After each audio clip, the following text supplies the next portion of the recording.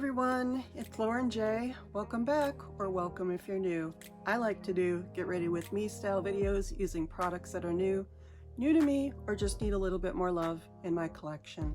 Today, I am going to go through my 2025 makeup purchase tracker for the first 3 months of 2025, so you can see, and I can see, how much I have spent on luxury makeup so far in 2025.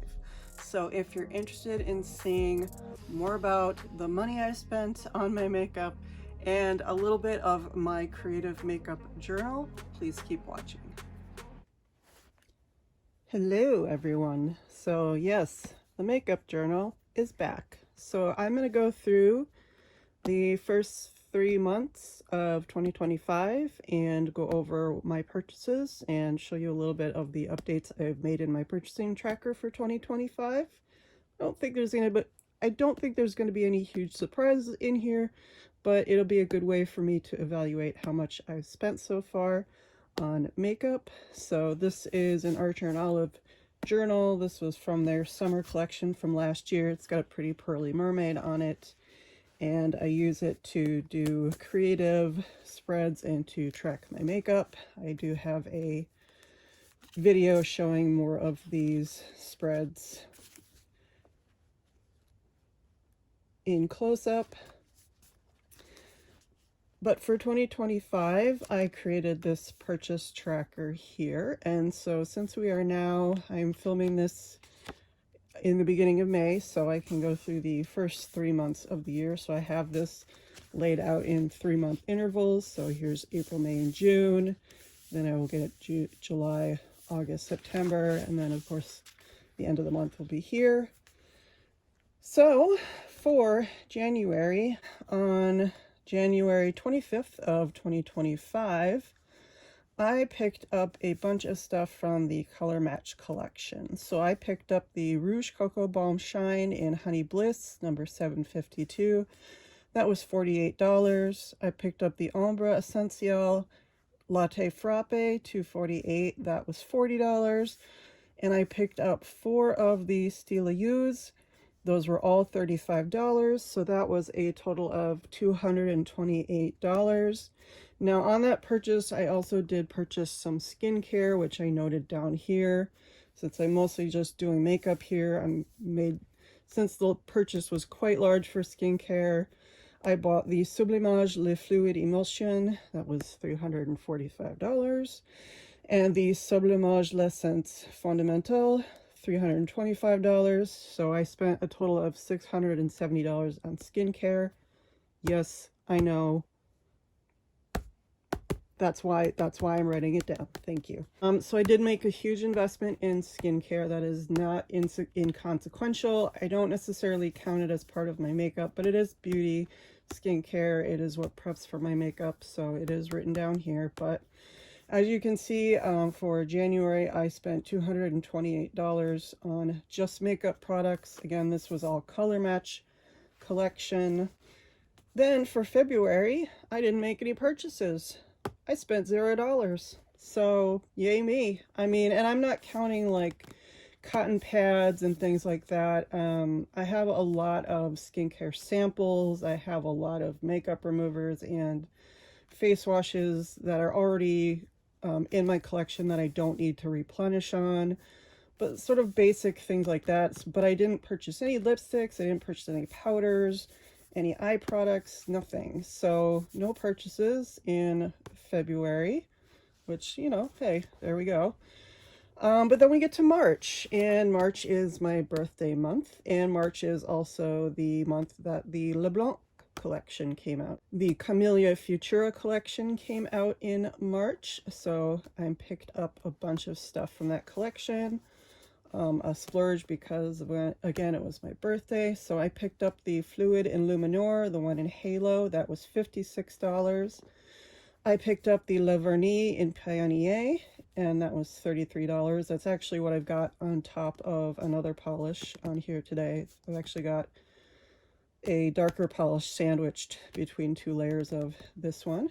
I picked up the Rouge Allure Lac. I thought I had purchased Iriel which was the non-shimmery one. I actually got Avant-Gardiste, which is the one with the shimmer in it, but either way, it was $50.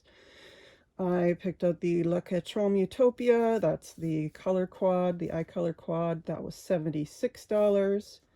The Camellia Futura Blush Trio, which was sort of the highlight of that collection, or the obviously the signature item of that collection, that was $75. And two Stila Ombre et Contours. I picked up Mauve Chrome and Vert Titanium. Both of those were $40. And I picked up another Stila Sourcils Haute Precision in Brune Clar for my eyebrows, which was $43. And for a total of $413. So, for makeup, my total for January, February, and March that I spent on makeup was $641 altogether. That's a lot of money. And then if you add the skincare purchase into that, it is $1,311. So that is some information for me. It's information for you as well that I'm putting out there on the internet, but that is information for me.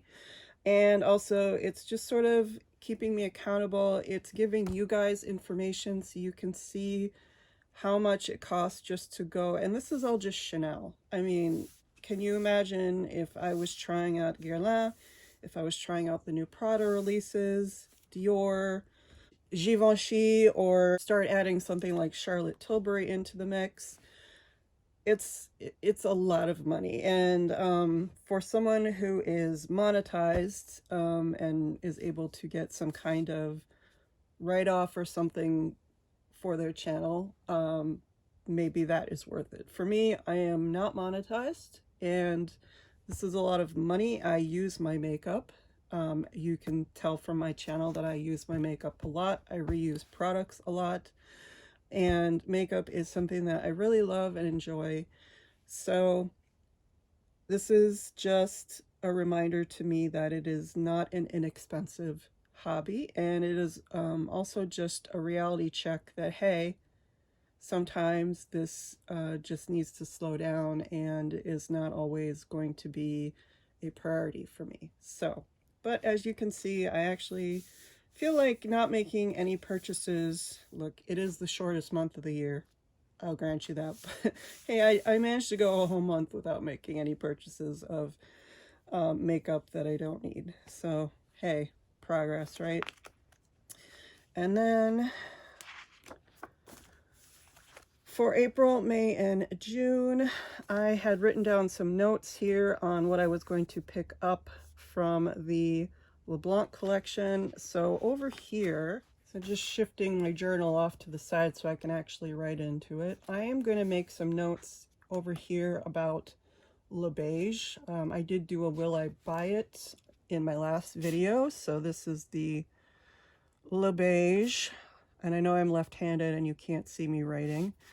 Golden Hour.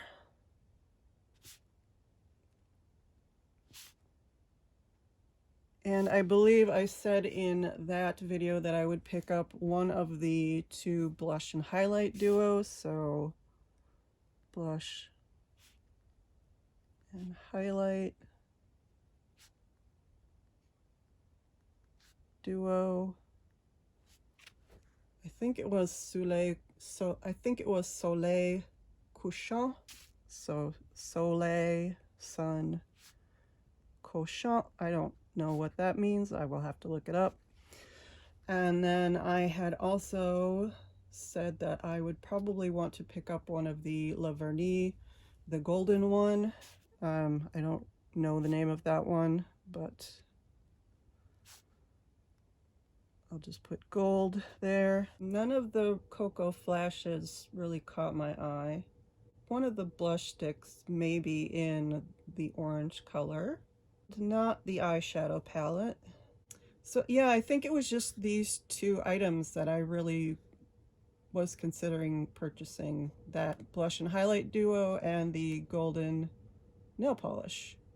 So that is if I decide to pick up anything from that collection, that's probably what I would consider. So these are some of the spreads that I've done so far for 2025. You can see I did a spread for Color Match. That was the first collection that I purchased for 2025. It was by Amy Drama of the Comet Collective. So you can see I just used some stickers, printed out some photos, washi, all that kind of stuff. I have the labels and the packaging in here, the Cocoa Balm. I have swatches of all of the Stila U's in here. There we go. That one got a little messy, but it's okay because it's my favorite. But I swatched all the Stila U's. I swatched the Latte Frappe shade here. And I did a picture of the Color Match collection right here, the promo image, and then just one of the screenshots from one of my videos. I did a spread for Sublimage. I picked up some items from the skincare line, so I just did a little Sublimage. And then I did a little matching creative spread over here. I like to do some creative spreads in my journals, some creative artsy spreads, just because makeup for me is a creative space, and doing a makeup journal is also a creative space. And so I just take time to experiment and play with color and layouts and things in this journal. I know it's not directly connected to makeup, but there are a lot of riffs on themes and items that just go with my makeup collection. And it's just a fun place for me to be creative, and being creative with my makeup and in my journal are all kind of intertwined. So then we have my spread for the Camellia Futura collection. I ended up getting a box of Alphonse Mucha scrapbook material, and it had this little bookmark of his drawing of Sarah Bernhardt in Les Dames aux Camellias, so the Lady of the Camellias, and the LeBlanc collection was the Camellia Futura collection. So it was just kind of very fitting. And so I did swatches of the Utopia eyeshadow palette, and I have a picture of it down here. Again, stickers and washi. I have Cecile Paravina, who did this collection for the Comet Collective. A little swatch in the top of the Fluid and Luminor packaging. And then again, just some Art Deco, Art Nouveau decorations. I have swatches of the Camellia Futura blush. This is all three different shades in there. Picture of the blush itself and the packaging. And then I have, what is this? These are the two Stila Ombre et Contours. So I have those both swatched out here. I have a nail polish swatch on here. I did it on top of black because I liked the look of it. And I have some packaging from the Utopia packaging here. So the sides that had the camellias and the different colors. And so I just took that and put that in here. And again, I just have some creative spreads in here. La-di-da. This is just fun for me, playing with waterfall tabs and things like that. But I do have lots of space coming up in this journal. I have gone ahead and done some creative spreads in here, but if I do get pieces of the Le Beige collection, if I do decide to look at the Guerlain Summer collection, who knows, maybe Prada will end up in here. Maybe some other collection will end up in here, but that is my makeup journal and my purchasing tracker so far. So thank you for sitting down and taking a look at my makeup journal with me and going through what I purchased, or what I've purchased so far in 2025. I actually haven't been able to get down to Chicago at all to go to the boutique. It's kind of sad, but also things are going on in the world and it is not my highest priority right now. But I am looking forward to more new releases for luxury makeup this year, and I am hoping that it gets a little bit more interesting. I have done a video about how I think a lot of recent releases are a little bit boring, but I do love Chanel, so I keep buying it and I keep doing videos on it because I love to do it. So again, thank you for sitting down with me and helping me keep myself accountable, and hopefully this just provides a little glimpse for you into how much it actually costs to purchase luxury makeup. It's not like anyone's forcing me to buy this stuff, but it just gives you some perspective on, if I'm doing this and I'm doing this for free, I can't even imagine what people who do this professionally spend. And again, it could be a write-off or some other kind of business expense. So that's also their decision to make. But hopefully it just gives you an idea of what this makeup costs and why you might choose to not make that purchase if you are not really feeling it. If you don't really love a collection, it's probably not worth spending $250 to $500 on a few pieces. For me, I can justify it because I have the money, I use the pieces, I use them over and over, I use them in my videos a lot, so that is how I justify it, but that's me. Everyone makes their own decisions. So let me know your thoughts on luxury makeup and what you prioritize in purchasing, or what you have your eye on for collections coming up. I would love to hear from you. Thank you so much for watching. Please don't forget to like, comment, subscribe. Any of those would be welcome. All of them would be deeply, deeply appreciated. And I will see you in the next one.